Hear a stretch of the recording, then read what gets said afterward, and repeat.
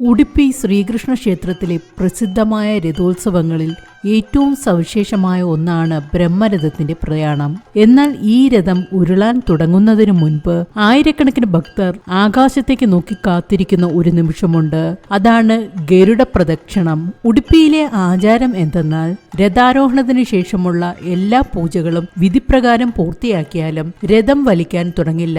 അവർ ആകാശത്ത് ഗരുഡൻ പ്രത്യക്ഷപ്പെട്ട് രഥത്തിന് മുകളിലായി വട്ടം ചുറ്റുന്നത് വരെ കാത്തിരിക്കും. ഇത് നൂറ്റാണ്ടുകളായുള്ള ഒരു കീഴ്വഴക്കമാണ്.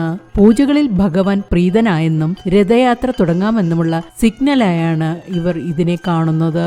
രഥയാത്ര സമയത്ത് കൃത്യമായി ഗരുഡൻ എങ്ങനെ പ്രത്യക്ഷപ്പെടുന്നു എന്നത് ശാസ്ത്രീയമായി വിശദീകരിക്കാൻ പ്രയാസമാണെങ്കിലും ഇന്നും ഉടുപ്പിയിലെ വലിയ രഥോത്സവങ്ങളിൽ കൃത്യസമയത്ത് ഗരുഡൻ ആകാശത്ത് പ്രത്യക്ഷപ്പെടാറുണ്ട്. ഈ കാഴ്ച കാണുമ്പോൾ ഭക്തർ ഗോവിന്ദ ഗോവിന്ദ വിളികളോട് രഥം വലിക്കാൻ തുടങ്ങുന്നു. പ്രകൃതിയും ഭക്തിയും ഒന്നിക്കുന്ന ഈ നിമിഷം ഉടുപ്പിയിലെ ഉത്സവങ്ങളുടെ ഏറ്റവും വലിയ സവിശേഷതയാണ്.